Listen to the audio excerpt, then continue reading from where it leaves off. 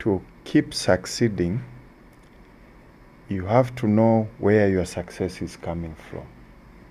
Yes. If you are not able to tell where your success is coming from, you are not going to continue building on the things that made you successful. So, for instance, you are looking at yourself now, information is power. So, if I do a piece which will not please someone in authority, because I unearthed the lot of something that is going wrong, and in so doing it is denying a certain community the resources they need for social services, that's a public good. Welcome back to another episode of Make Your Own Destiny podcast, the podcast that inspires you to shape your future. I'm your host, Musa. I'm with my co-host, Monty here, and today we have a very special guest who is the CEO of one of the top media companies, Mwananchi Communication, Mr. Bakari Machumu. And you guys have probably seen him in our Connectors Club event. He was there as a very special guest, so we decided to bring him on our podcast because we think he has a lot of value to share with the youth. So, Mr. Bakari Machumu, you're welcome. Asante sana. You are the first guest on this podcast who came before the time. Yeah, I was very surprised because we agreed 11 a.m. and you came so early. We appreciate it. So I thought 11 a.m. we are starting. So, and we did. And we did. So, before we start to know about Mr. Bakari, you recently attended the Connectors Club. I know we've had conversations between me and you, but we wanted to know what were your impressions of the event and what do you think of that specific event? Yeah, first of all, let me start by thanking you, Musa and Monty, for inviting me into your session of the podcast. I've watched a couple of episodes and I'm impressed with what you are doing, so congratulations. Thank you very much. And it did not surprise me because when I attended the event at Julius Nyerere Conference Center, and also at the dinner at Hyatt, I saw the level of the conversations and the enthusiasm the youth have, and it was so refreshing for us in corporate to see that Tanzania has these youth who are driven to find a solution. So when I was walking into Julius Nyerere, my mind was expecting to find these top executives of my age and beyond. Okay. And when I entered the room, I find a groups of young people, men and women, networking. So I was like, wow, I did not know we have such enthusiasm with youth in the space of entrepreneurship in Tanzania to that extent. So my plan then, I was taken to where I was supposed to sit, and I'm looking around trying to see who to connect with. Okay. I never moved from that position because after every young CEO coming to you, the other one will be coming, the other. So I wanted to see a few people I'd seen which I'm acquainted to, but I ended up staying where I am. And I liked what I saw, first in the sense that someone will come to you, they'll just start telling you, this is my name, and this is what I do. Okay. And right there, I'm like, well, I am not in that line of business. Okay. And then someone will come and tell them, Mimi, I come from Mwananchi communication, media and communication space. And they'll be like, oh, so we can get visibility through you. So the conversation changes depending on, but the good thing was, I think it's the first step to shake your fears and be able to approach someone, introduce yourself and say what you do. Yes. Getting it to perfection, perfecting is something else. So with time in the future, you'll now start targeting yourself. Who do I approach? Yes. Because they have to be relevant to what I do. So I liked the networking session and then the masterclass.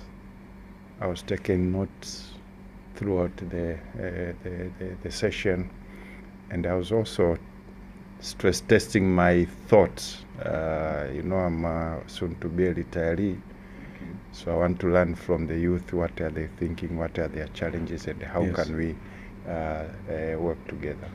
Yeah. So I'm glad to hear how people came to your network, but my question is for myself and other people. You're a CEO of a big corporate company. When people come approach you,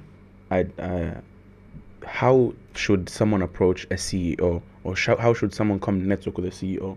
Because some people do come to CEOs, they say, I have this problem, can you help me out? Can you just take a picture? Yeah. And it removes them from that attention of, I'm coming here to network with you. Yeah. How, for a person like you, how should someone come connect with you? And how should, maybe if you could tell our audience, this is how you should approach someone. Yeah. These are the techniques of how to get someone to listen to you. Yeah, I think a couple of people, not just young people, the moment they know you are in a position, they come to you wanting you to solve their problem. Yes. Want you to give them your time. And in these roles, time is very scarce. Yes. Commodity and a resource for that matter. So when you have an opportunity to talk to such kind of executives, be very clear on what you are looking for. First, don't go ask for someone to solve your problem. Yes. Maybe if you want, you have a problem, I would prefer you approach me with explaining, this is what I'm doing, this is what I'm struggling with. In your experience, how did you get out of this kind of situation? Yeah. Then you can have a conversation, and I don't want to tell you what to do. We'll always try to ask you questions. Have you tried this? Somewhere else I knew I did this in this situation. But I've read somewhere someone did this in a similar situation like yours. Have you tried this? And so you keep pushing that ball back to their court. Yes. And if someone amejipata, they will take it as, now this is a learning process. Yes. And if the more you continue connecting, with time, this executive might lead you to where you can now get more assistance. So just finding someone and banging them with I have a problem, solve it, that will not give you the wings to fly. Yeah, and we always talk about this, that when you approach someone, you should know like what value do you have to offer to them first before asking like what you want, and it's very, very crucial. So Mr. Bakari, you're about to retire right now, so it means you have had enough of the media game already. So can you tell us like how did you get started and how did you become the CEO of Mwananchi Communication? It's a long story. Started when I left college. I studied at Sokono University of Agriculture in Morogoro. I was doing Bachelor of Science in Agriculture General. And when we were in school those days, the trend was you leave college and you would go straight to employment. Okay. And for us, we are being, this was the first course introduced in Tanzania at SUA, aiming at creating farm managers. So the course entailed studies around the economy, dealing with people, extension services, getting to know the different characteristics of soil. So it was kind of a rounded course, which tend to give you bits and bits of everything around the agricultural production processes. Believing that once you are a farm manager, you have to know, if you have extension officers, what is it that they are doing. You don't become a stranger. So when I left the university, those opportunities had ceased. So left the university, we stayed for like 6 months, no job. And then one lady, Rema Magesa, was my schoolmate. And she told me, you know, when I was in the university, I used to be a minister for sports and entertainment. So every weekend I'll put out placard promoting people to go, let's go enjoy somewhere, let's go for a tour in Zumbe or whatever. So there's a way I used to write those promotion materials. And I think she saw something, the art of writing, which I did not know I possessed. So she encouraged me to go to Business Times. Business Times was a prominent business and economic weekly newspaper in Tanzania, where they were taking graduates, if studied journalism or not, but they give you on-the-job training. So I started my career as a journalist, as a trainee journalist, that way. So then, fast forward, became a reporter, a senior reporter, features editor for the Business Times. Then we started a new newspaper called the Daily Times. I became the first news editor. That was between 1998 and 2004, or that period. So in 2004 is when Nation Media Group, through Mwananchi Communications, launched the Citizen newspaper. So they were looking for a business editor, and I applied. I went to become the first business editor. And 2 years later, I was promoted to become managing editor of the Citizen. I worked as managing editor of the Citizen for 7 years. And then 2012, 2013, I was again now promoted to be the executive editor, meaning now you oversee all media operations within Mwananchi Communications. And I was thinking of retiring then, taking an early retirement, having seen that things were starting to be routine.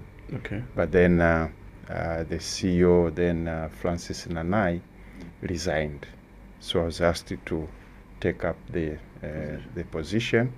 So it's been 4 years, and I think I've done enough. So I said, give myself a goal to reach where we've reached, and I feel that sense of fulfillment having played my role. So that's how I got into media and journalism. It was pure accident. Never thought of being in media. And my intention then was I'll get into media. With media, I'll get to meet people. Once I meet people, I'll go to What you wanted to do. what I wanted to do, the field of agriculture. 27 years later, I don't regret. My question in you've managed to go from ranking to ranking to ranking of getting promoted. How does someone get that mindset? Did you just work hard, or did you have a goal in the end of I want to keep sure that I'll get promoted? Because we see people get too comfortable with the role that they have, that I'm just a salesperson, I'll stay there forever. Throughout my career, I've never, I've never aspired to be promoted.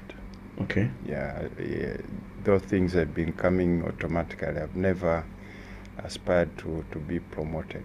But what I've tried to do all along has been whatever I get to do, I do it to the best of my ability.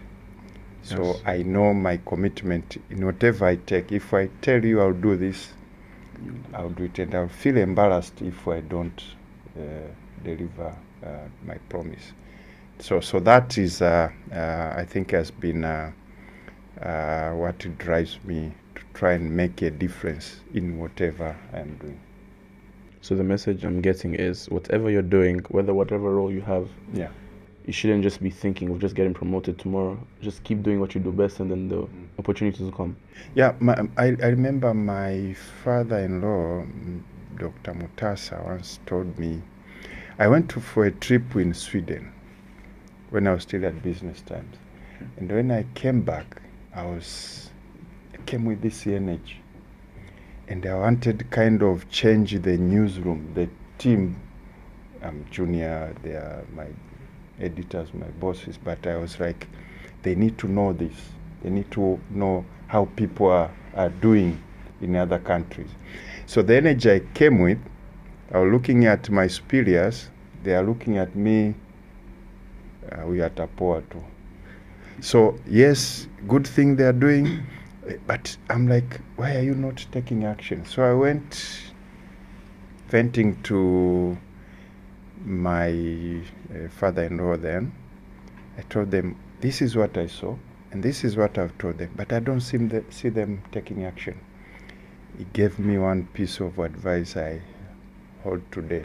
He told me, Bakari, if you saw good things, be that change. Do them the way you saw them.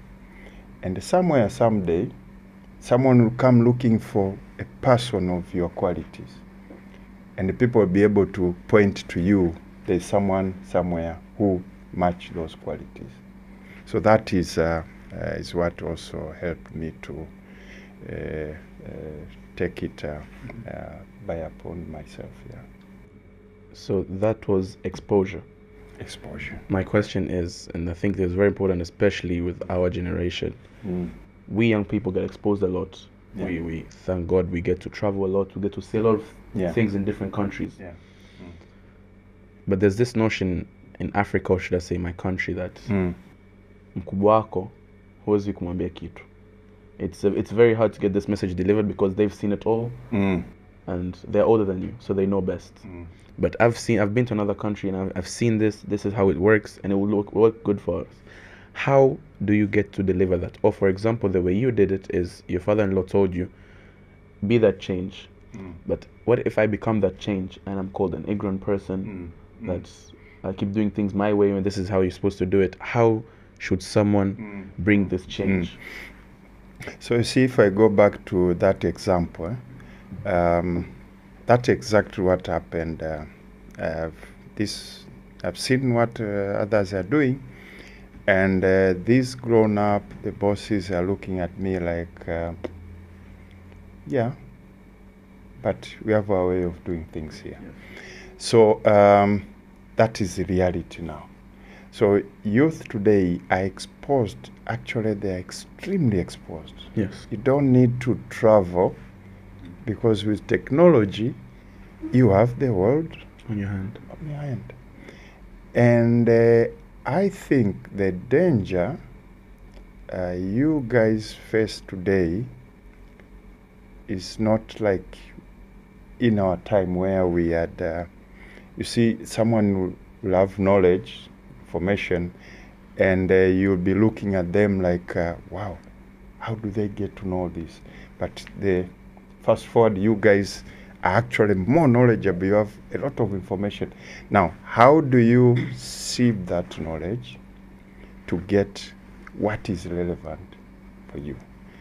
Now, in the process of having so much knowledge, so much information, sometimes you are too forceful to want to make change overnight.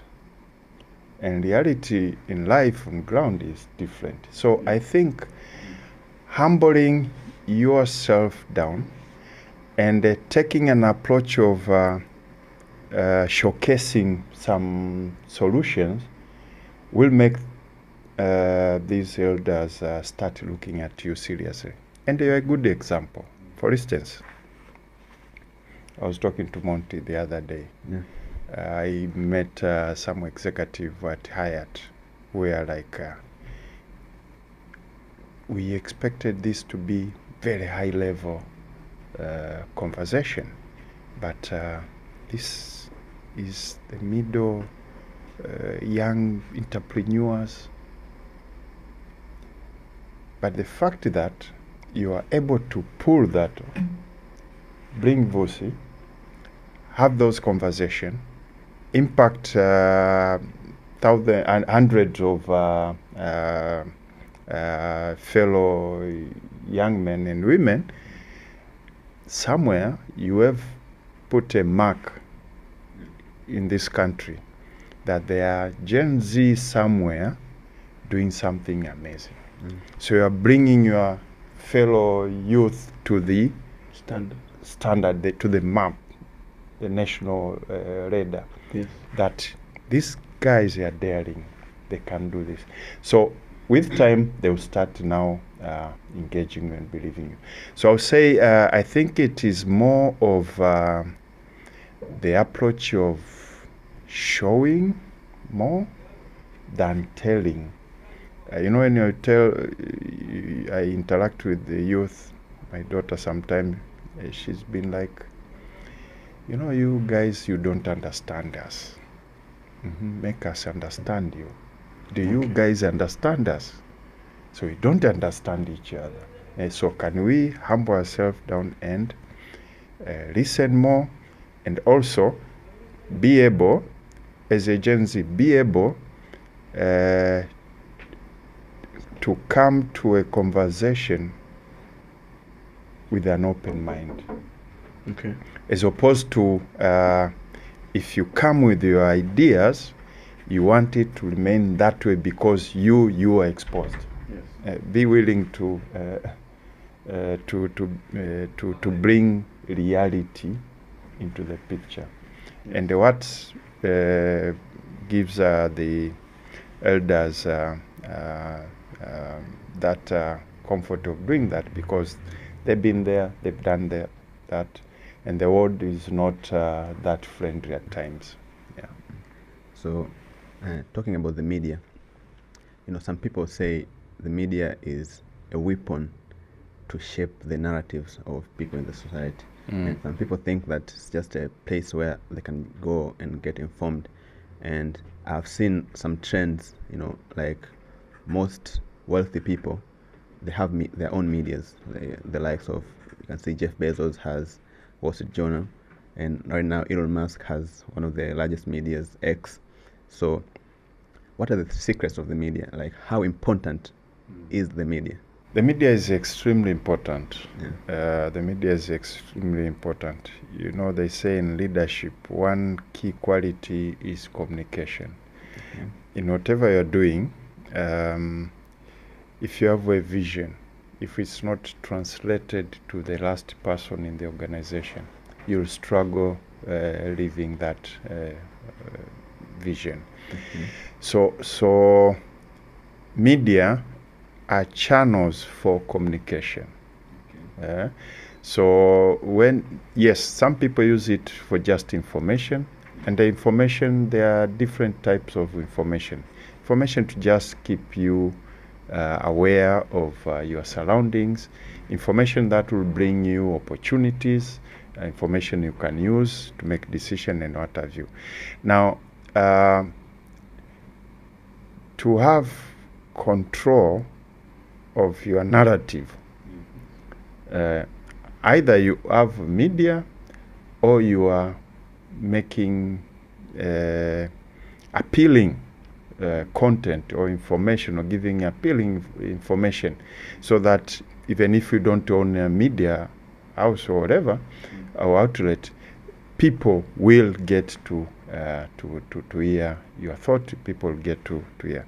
So I don't necessarily believe that everyone must own media. I think those who come to own media, at times they get into it because they are seeing business side of it.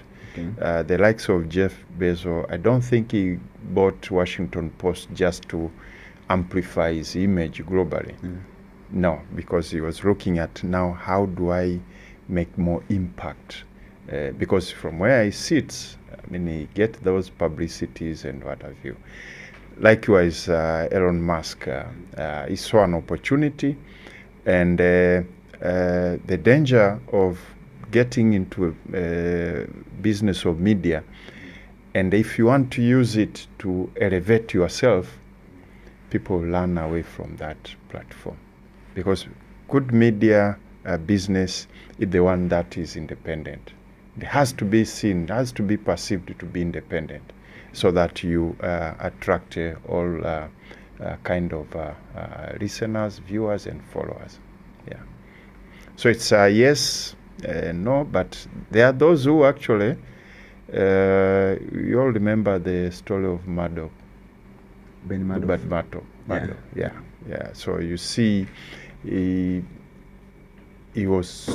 still powerful. He was so powerful. You remember News of the Day, News of the World, was tapping phones from celebrities, from government officials, and that is how they are making their story. But when that unethical thing was put to the open, they had to shut that paper, and then a lot of change had to happen.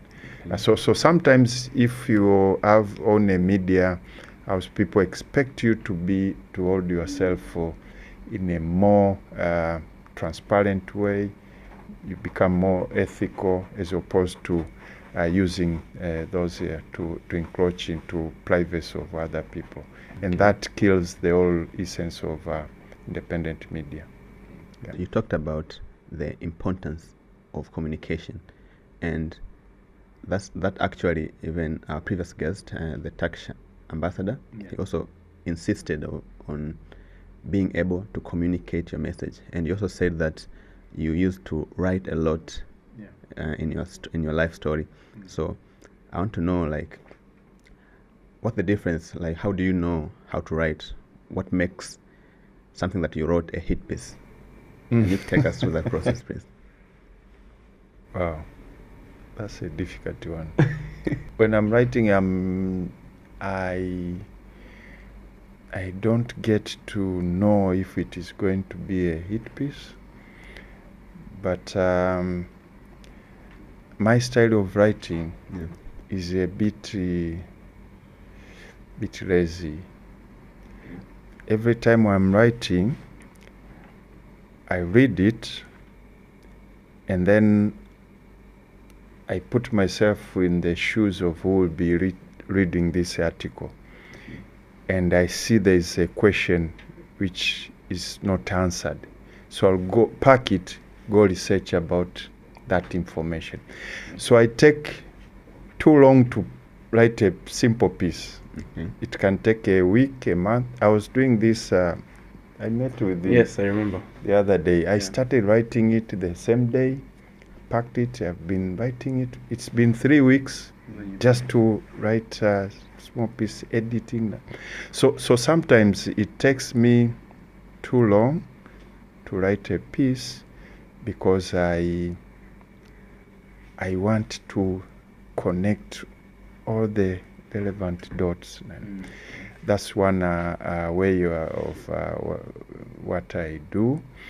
The other thing is just appreciating the fact that how human beings consume information. I used to do long presentation and I do good slides, but then there will be hard-hitting facts. And there are sometimes you see the entire audience is out there wondering, they are not with you. So it's time we get to learn the art of storytelling. People listen more, people consume information when they see something relating to them or something relating to something they heard. So the storytelling now comes in the sense that you write your article by bringing live example, by telling specific stories, simple stories, or just a narrative or a situation. You talk about it and then you relate with it, and then you keep changing from one aspect, one character to another. So when I'm writing an article, I normally don't want to focus on one aspect. I might introduce 2 or 3 different aspects. So if I pack this, and then in the end you bring it all together from the headline you had, and then you come together in a way of concluding. So that's the approach I normally do, but it doesn't make me write more.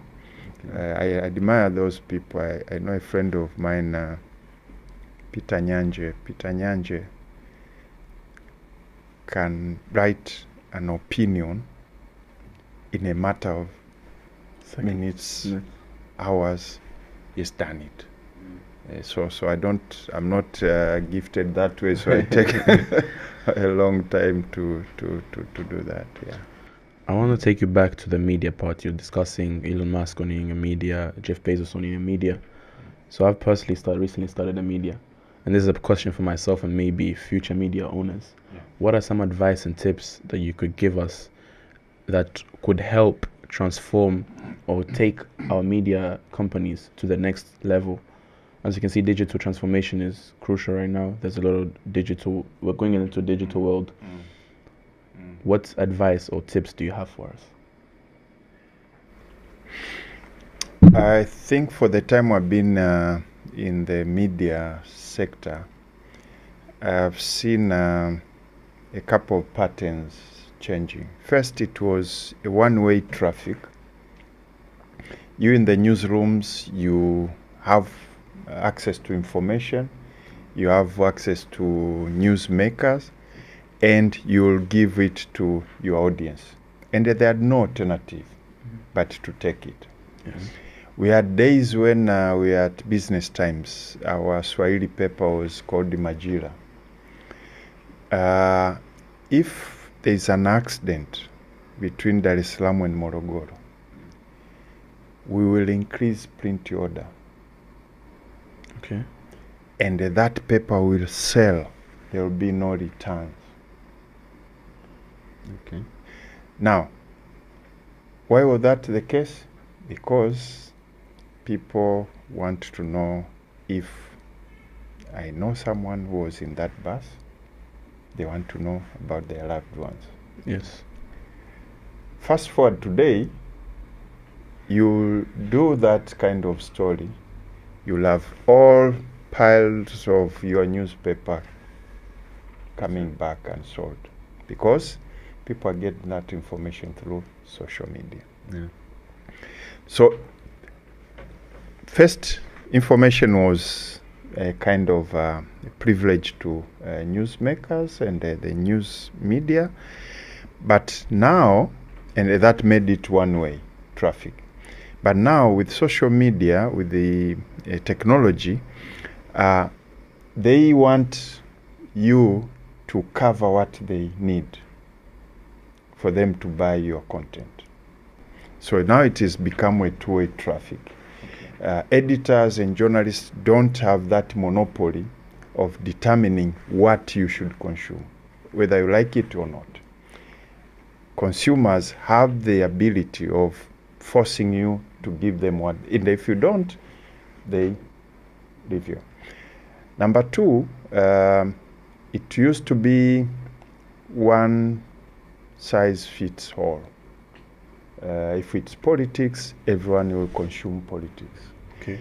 So we had some sort of an homogeneous market or society, so to speak, because we are feeding them and everyone will be consuming. Fast forward today, with all these options, gone are the days where you will expect to force people to read either business or politics. Now, there are those who want to read about entertainment, business, and then business, I want just banking. In agriculture, I want commercial farming, etc., etc. So what that has brought is the heterogeneity of consumers has created a new opportunity for business, for media business, to study about different communities, and instead of saving the entire country market, you pick a community and serve that community with the relevant information they need. Okay.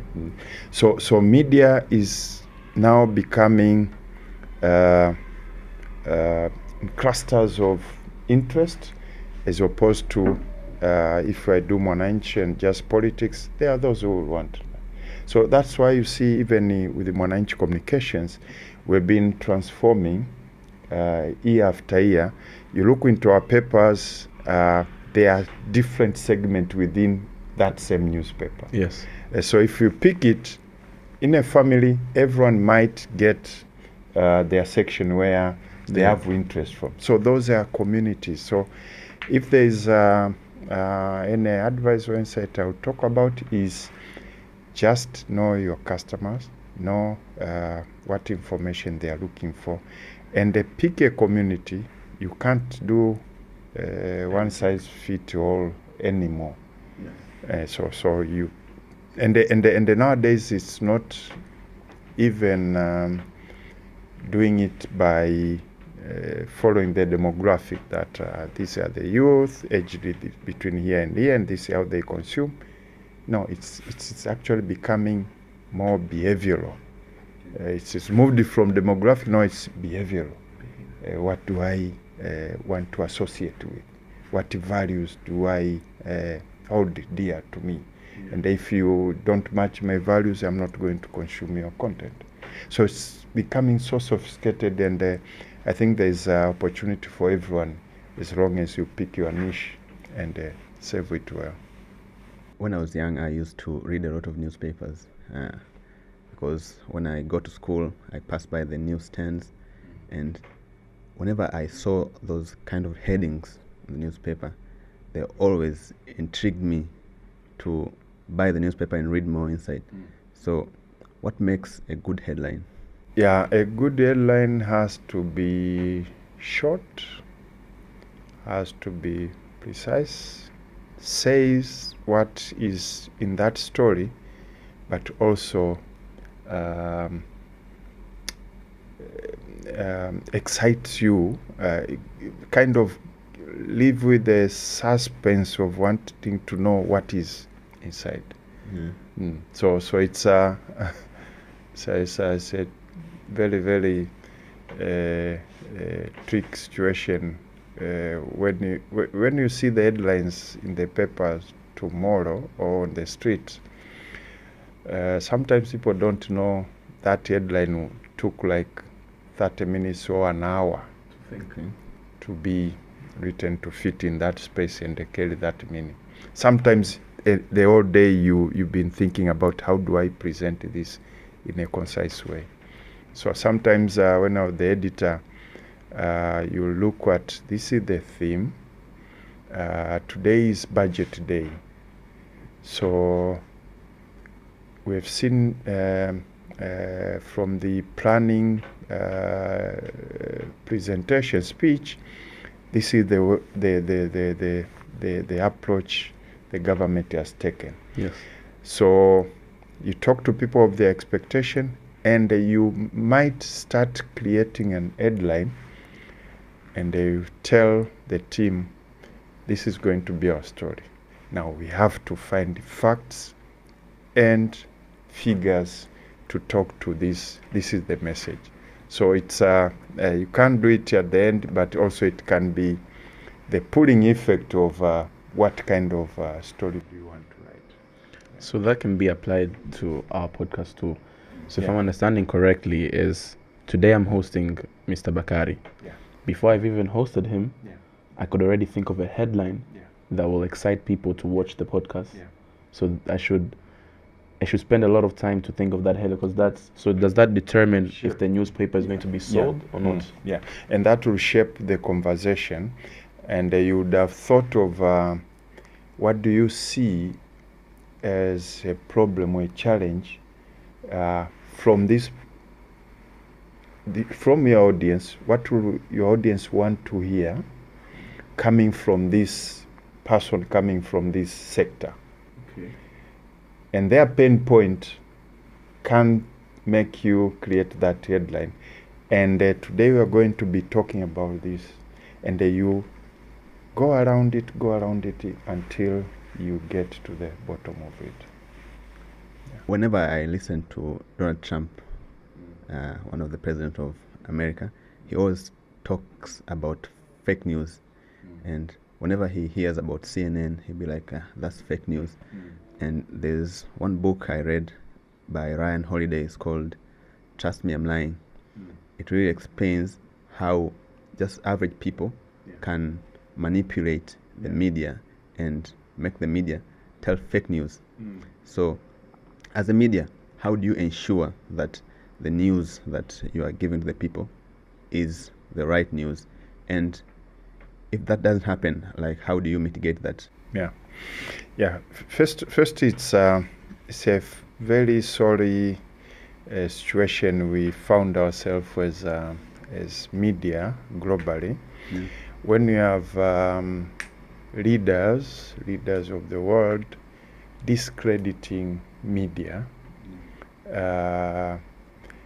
and with it has tended to bring down the trust of media.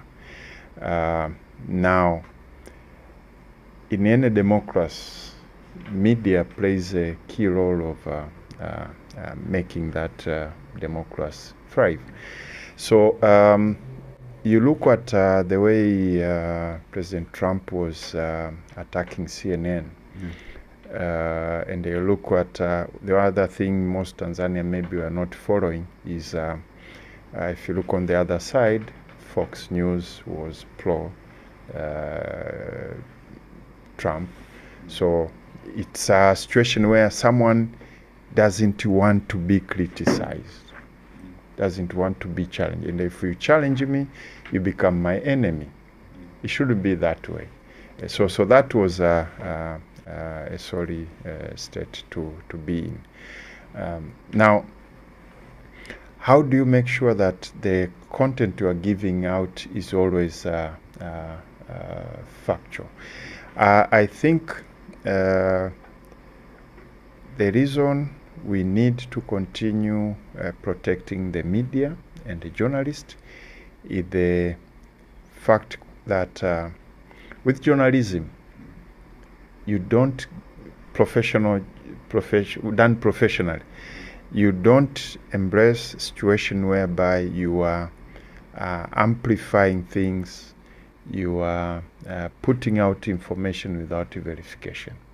So verification is a fundamental principle of journalism. Verification. And with verification comes the balance, comes objectivity, comes fairness, and at times comes the need to minimize harm.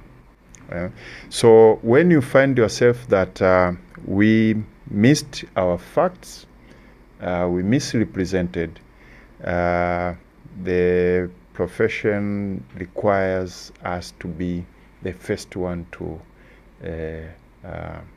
retract the news, apologize. And I know editors sometimes notorious, don't want to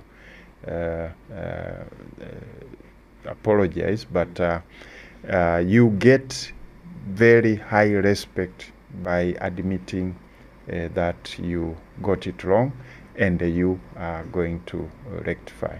I've been in those spaces as an editor, and I've seen when we were the first one to hold ourselves responsible, accountable, the public respected that. Yeah. So I think first, be very keen on your verification process, and as human beings, you'll get it wrong. And when you get it wrong, be ready to admit and apologize. Yeah. So when I was looking through some of your profile, I saw something called 360-degree journalism. So for me personally, I'd like to know more about it. So could you explain what it is and how it benefits journalists and the audience? Yeah, 360 degrees journalism, I think we are mostly talking then about something we try to do to have a rounded journalist. A journalist who will be able to come up with an idea, go out to the field, be able to feed on the social media. We had a timeline that if you are at a press conference, within the first 5 to 10 minutes of that press conference, we must have something up on your social media. Within half an hour, let's have something going into our website. And then you continue developing that story within the website. But at the end of the day, if you are coming from a radio station or TV station, then during the news bulletin, you have the information. But from newspapers, it means the next day, you do now a longer piece. Okay. And that longer piece will no longer be what happened, where, who did what. Rather, it will be more of why that thing happened, why did they do that, how did they do it. So it's a day-to journalism. Okay. So you go to the level of now explaining why things happened the way they did, Yes. or whatever was said earlier, what it means for you. So you do a lot of explainer. So we were talking about giving reporters the ability to be multimedia journalists. You are able to report on text, report on audio, report on video, Yes. and do it all around. It's a bit challenging. We succeeded to some extent, but I think it was not an easy thing to do. And with time, we've tended to go back to the basics, because now you realize you are missing the element of specialization. So also in one of the LinkedIn posts that I saw was something very important that you talked about, which was ego. So as young entrepreneurs, I don't know why, but for some reason the ego is always high. So what is the importance of managing your ego, and what advice do you have on this to young people, young men and women that are watching right now? The ego part is not for just young people. It's a difficult one to manage at all levels. And sometimes I think the danger about success is you quickly forget that there's failure. And from failure, I think, is where we create strength to be able to fight, to conquer our fears and what have you. So one wise man once said, to keep succeeding, you have to know where your success is coming from. Yes. If you are not able to tell where your success is coming from, you are not going to continue building on the things that made you successful. So, for instance, you are looking at yourself now, you've done 3 events, and on the third one, within a year, is a hit. Now, managing that success, the way you are doing it, you are all hands on the deck, and you had the fears of what will happen if we fail. Yes. But if you don't manage that, if you don't stay in that space of always humbling yourself down, you'll start saying, we are in this space, we have arrived, we can always win. So slowly you would start forgetting what made you succeed this time around. Mlikuwa mlali. And then you see, oh, we've brought Ivusi, we've done this. We'll do it. We don't need to meet often. So you start crashing the basics, the way you are approaching your things, Yes. which is now the culture of doing things, the habit of doing things. And with that, you move from that space of fearing to fail, and you make every effort to succeed, and you become complacent. So that is where ego plays. Instead of preparing, you say, no, I'm now used to this. I don't need to prepare much. Yes. You see, I sometimes I follow these top global leaders who are good orators. When they speak, they move you. So the likes of Obama, when you hear the story of Obama, that will rehearse his speech times and again and again and again before he go to deliver that speech, which every one of you will be like, wow. But good as he is, he still prepares. So it's that discipline of, I think, humility and humbling yourself that if this is how I get to succeed, this should be my way of doing things. So how I'm understanding is, for example, as you give an example about us, if we say for the next event, we'll plan a week before, then we'll see failure very fast. Guaranteed. So Guaranteed. for us, or for the people that are watching, for whatever they do, whatever you've seen, how you succeed in that event, on how you did it, you should keep doing it for every event in order to minimize failure.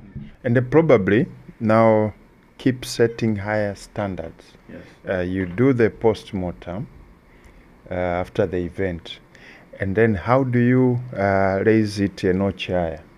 There's a post-mortem when you have done the thing is dusted, and there's pre-mortem.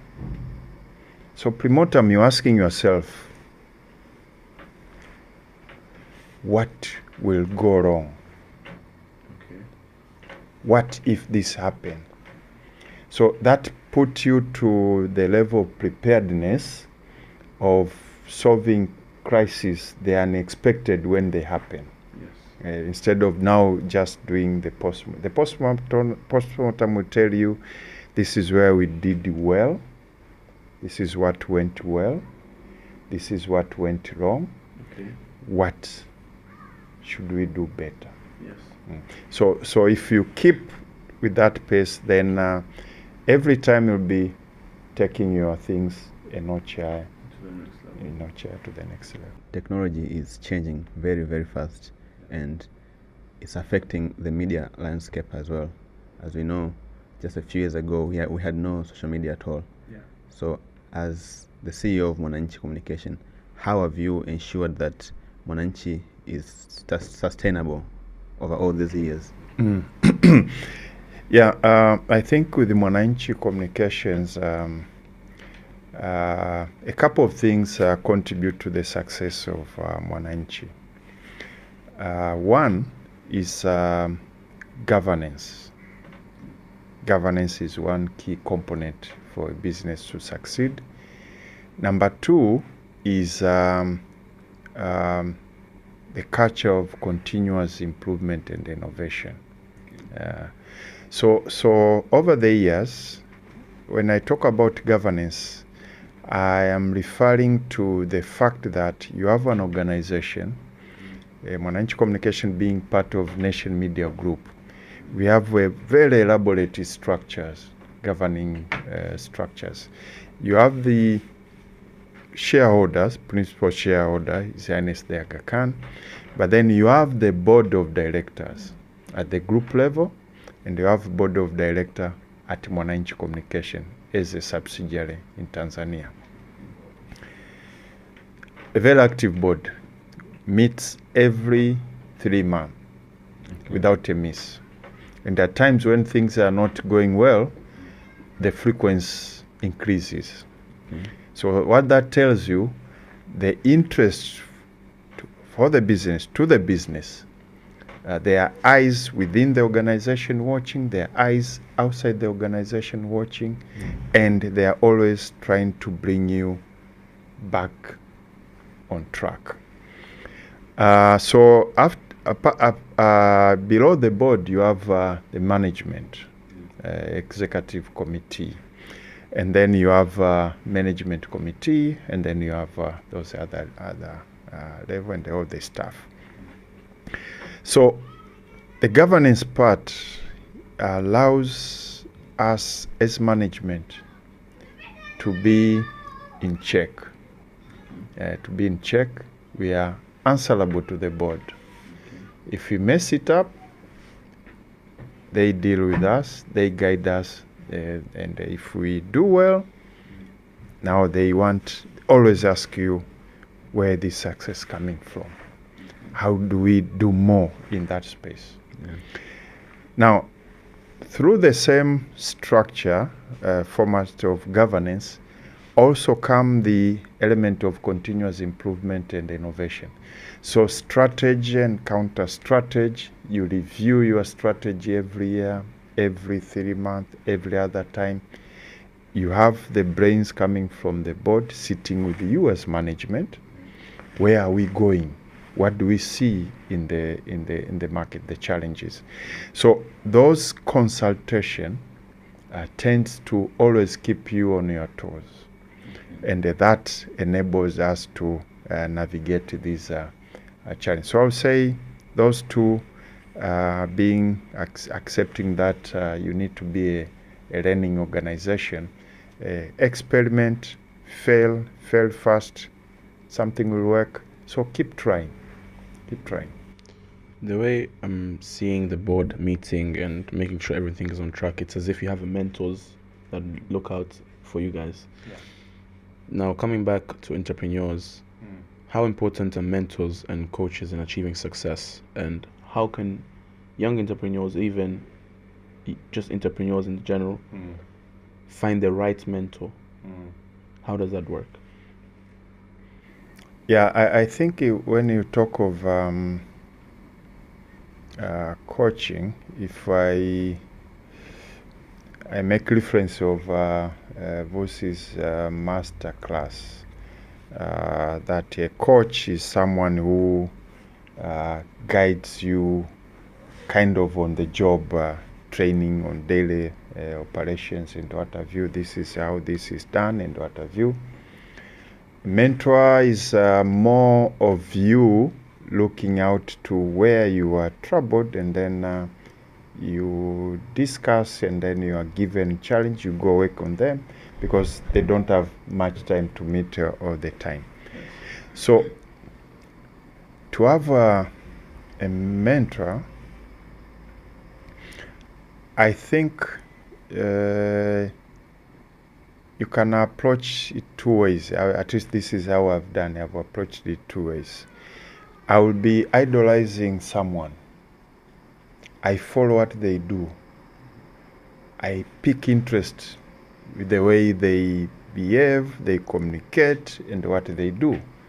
So I start them without them knowing that. And when you have an opportunity, you actually tell them, you inspire me on ABCD. And just by telling them that, you start creating a relationship now. And they start following your progress as well. And sometimes without even soliciting for their advice or what have you, they will offer it to you. And if they see an opportunity, they will loop you in. And in the process, you are starting creating a sponsor somewhere. Someone who now is comfortable with you will speak for you when you are not there. So that is one way. The other is where you have you approach someone exactly asking them, I want you to mentor me. And you should be able to tell them, why are you picking that person? What is it that is troubling you? And at the end of the day, what do you want to achieve? So I had a young person approach me about 3-4 years ago. And the trouble was coping with their supervisors and seeing, I want to do things differently, but this is what I'm facing. And this young man was thinking of even leaving the job. So we have this conversation and I ask him, so when you are told this, how do you respond to it?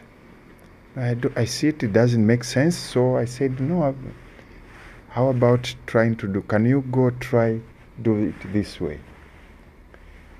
He went, he did it, and it's like, he did not even wait for the date we are said to meet again.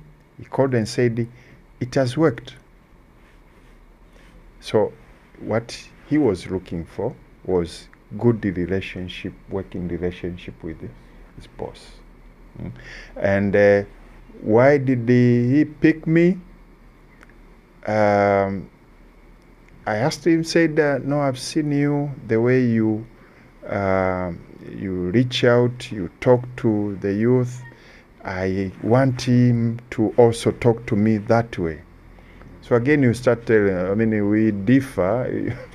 So everyone has their different approaches, so you have to just embrace it. So I'll say, sometimes be clear, why are you approaching me?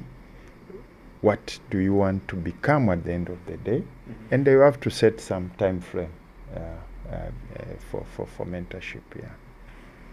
Most people underestimate what you can do in 5 years, and they overestimate what you can do in 1 year. Yeah. That's why most people are not sustainable in doing what they're doing every single day.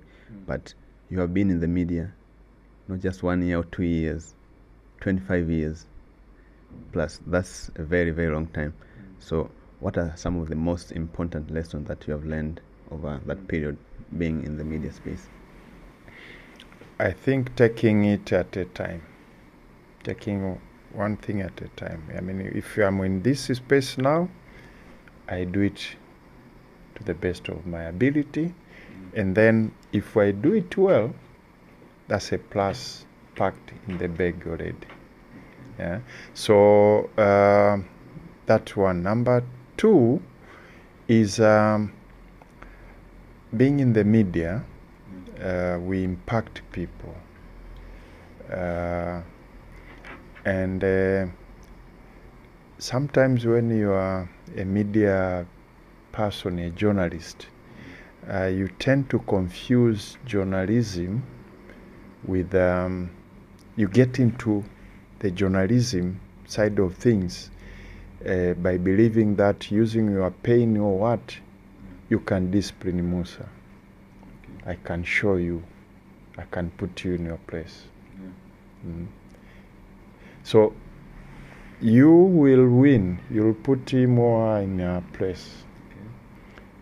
But the satisfaction or the image you'll be building, the reputation you'll be getting from the public will be different.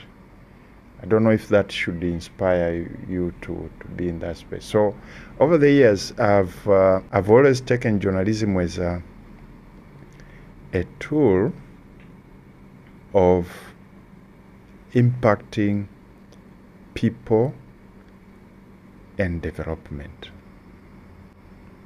Information is power.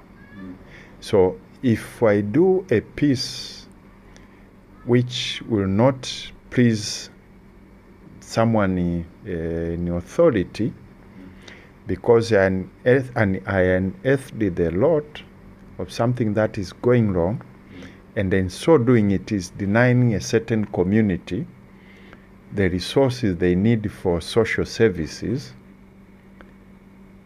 that's a public good. So the community will feel the impact of that report, but the person sitting in that office, executive, district executive, whatever, will not be happy. But with time, I believe he knows or she knows what she's doing is wrong. So if we focus on the impact for that matter, and then when you are maybe critiquing something, I always think of, so is there a way out? And in journalism, it's called the solution journalism. Don't just be a champion of explaining a problem. How do you bring into the conversation the element of finding solution? So constructive criticism. So over there, I've been looking at it that way. The other thing I learned, which has also become so useful in my career, is whatever knowledge you get, whether you are in a conference, whether you are reading some book or in a literature, find something you can apply. Find something you can apply. You might get 10, 20 ideas, but if you pick even a small one, you implement it. After a year, you might have implemented 10, 20. 5 years, you said 5 years is a long time, 1 year, 20 years. But now imagine every year you are doing 5 good things you learned times 25. It's crazy. It's crazy. It's crazy. Yeah. So you keep growing every single year. Yeah. Yes. Thank you so much, Mr. Bakari, for joining us. Before we end the podcast, we have a new culture that we have started where a previous guest leave a question for the next guest, and you will be able to leave a question for the future guest, not knowing who it is. So you'll just be leaving a question for them. So the previous guest left a question for you, not knowing who you are. They left a question. If given a chance in the next 5 years, where do you see the world in gender equality in your industry? Is it men equal to women, women above men, or men above women, which is the current challenge that we are facing?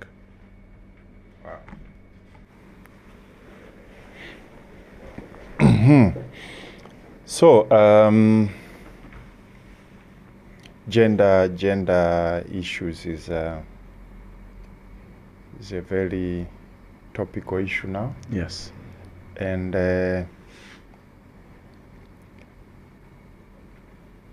we as Mwananchi Communications has been running a program called, an initiative called the Rising Woman. Yes.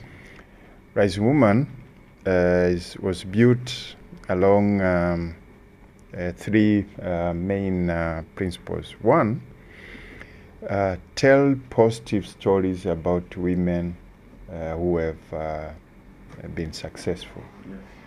Number two, recognize organizations which have set good internal framework policies to elevate, to help women ascend to top position. Okay. And number three, recognize awards organization living the gender balance, that in their leadership across the organization, they are close to that 50-50% or even high.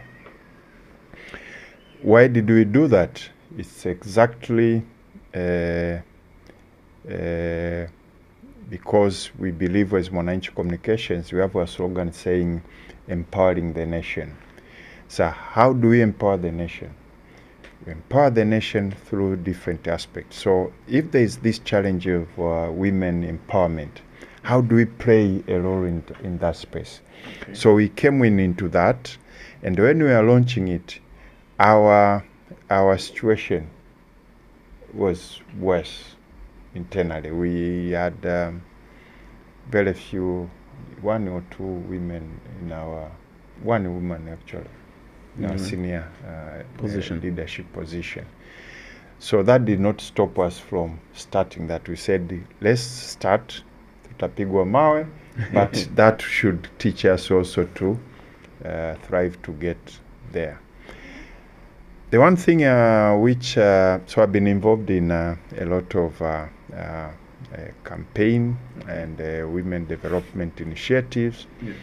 And from my early days, I've grown up not looking at women as they are incapable. Yes. I think that's my problem at times, because I tend to expect women to not give me the card of I'm a woman. So you are a man, you're a man. If you're a man, you're a woman. If I give you the task, I expect you to deliver the same way as. So when you bring me the card of woman, I'm troubled, because I grew up in primary school. We had one lady, or Nesta Libali, she was beating us in exams. Secondary or level, we had Patricia Membe, she was beating us. Exactly. Patricia Membe and Gilbert Liangwa, they were trading the number one position. Equally, Gilbert Liangwa and Onesta Libali, evil, primary. So I grew up seeing women are capable as equal. So the trouble I'm having now, why did I say that? The trouble I'm having now is, I think, and this is a bit sensitive, but it has to be said, I think I always feel it is not right for women to lock themselves up somewhere and they want to solve the problem of gender equality by themselves. Okay. Because what we are seeing now, the affirmative action, yes, has helped. There has to reach a point where, for us to make progress, the two sexes need to work together. Okay. There are more discussion now of when we were empowering women, why did we forget to empower this young man on how to deal or engage with an empowered woman? Yes. And the definition of an empowered woman is they are different, but so we are now in a space where there are more discussion now coming up that what about a boy child? So are we said in 5 years time, are we on the highway to now tilting the balance the other way, and then after some other years, then we started putting more effort the other way, or do we want to have something balanced? I don't have one answer. That's a complex, but that's how I look at that challenge. But whoever left that question, it was loaded. Thank you very much. Now, could you please leave a question for our next guest, not knowing who it is? Not knowing who is.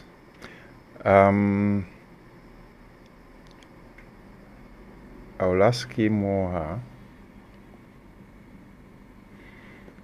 to tell us,